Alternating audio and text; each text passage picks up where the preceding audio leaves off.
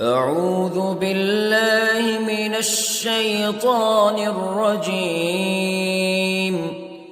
بسم الله الرحمن الرحيم. الرحمن علم القرآن خلق الإنسان علمه البيان.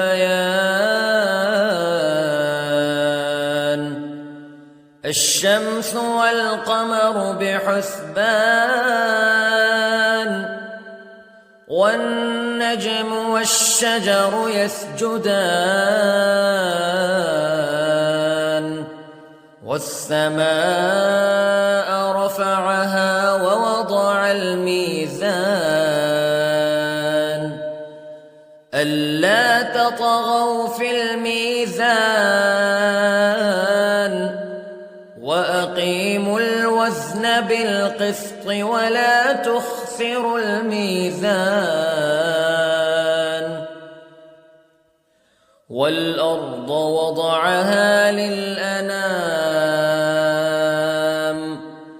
فيها فاكهة والنخل ذات الأكمام والحب ذو العصف والريحان فبأي آلاء ربكما تكذبان. خلق الإنسان من صلصال كالفخار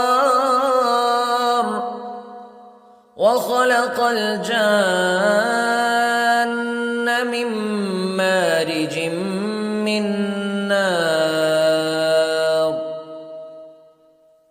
فبأي آلاء ربكما تكذبان.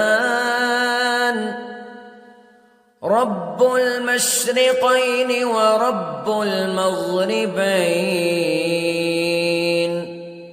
فبأي آلاء ربكما تكذبان.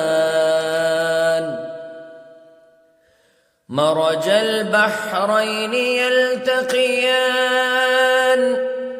بينهما برزخ لا يبغيان فبأي آلاء ربكما تكذبان. يخرج منهما اللؤلؤ والمرجان فبأي آلاء ربكما تكذبان. وله الجوار المنشآت في البحر كالأعلام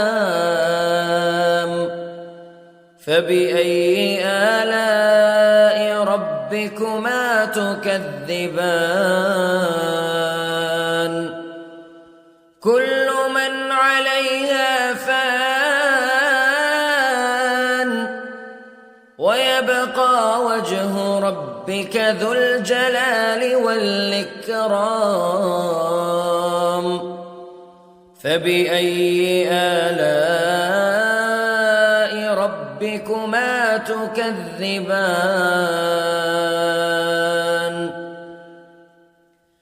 يسأله من في السماوات والأرض كل يوم هو في شأن فبأي آلاء ربكما تكذبان.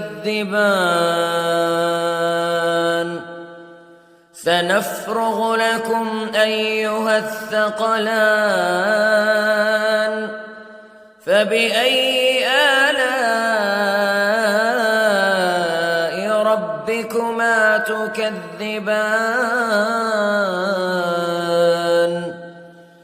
يا معشر الجن والإنس استطعتم أن تنفذوا من أقطار السماوات والأرض فانفذوا لا تنفذون إلا بسلطان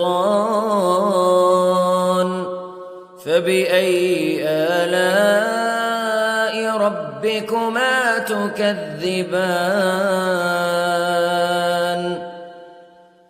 يرسل عليكما شواظ من نار ونحاس فلا تنتصران فبأي آلاء ربكما تكذبان فإذا انشقت السماء فكانت وردة كالدهان فبأي آلاء ربكما تكذبان فيومئذ لا يسأل عن ذنبه إنس ولا جان فبأي آلاء ربكما تكذبان يعرف المجرمون بسيماهم فيؤخذ بالنواصي والأقدام فبأي آلاء ربكما تكذبان هذه جهنم التي يكذب بها المجرمون يطوفون بينها وبين حميم آن فبأي آلاء ربكما تكذبان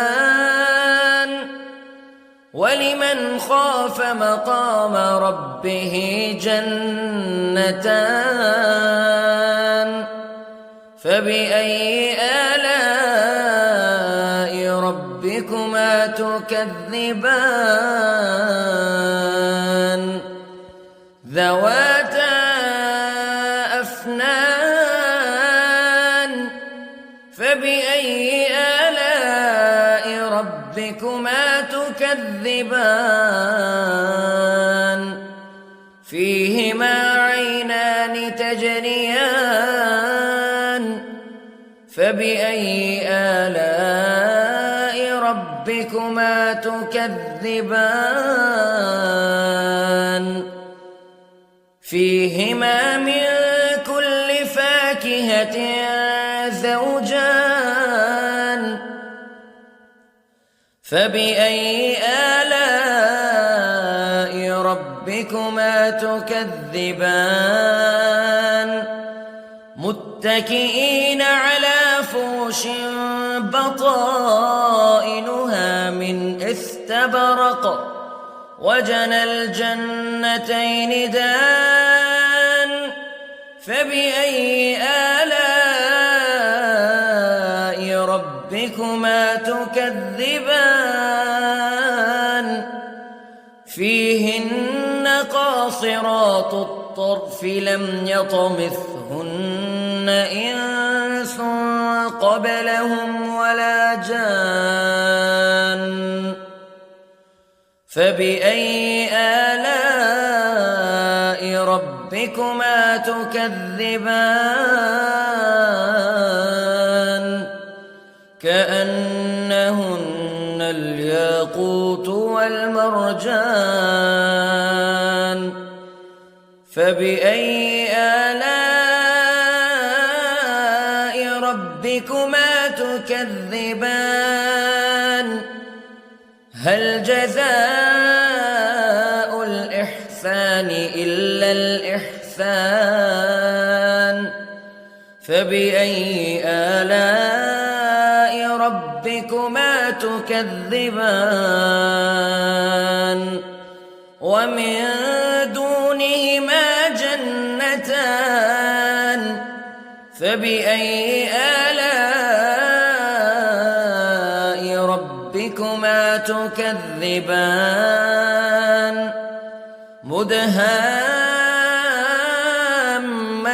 مدهامتان فبأي آلاء ربكما تكذبان فيهما عينان نضاختان فبأي آلاء ربكما تكذبان فيهما فاكهة ونخل ورمان فبأي آلاء ربكما تكذبان فيهن خيرات حسان فبأي آلاء ربكما تكذبان حور مقصورات في الخيام فبأي آلاء ربكما تكذبان لم يطمثهن إنس قبلهم ولا جان فبأي آلاء ربكما تكذبان متكئين على رفرف خضر وعبقري حسان فبأي آلاء ربكما تكذبان تبارك اسم ربك ذي الجلال والإكرام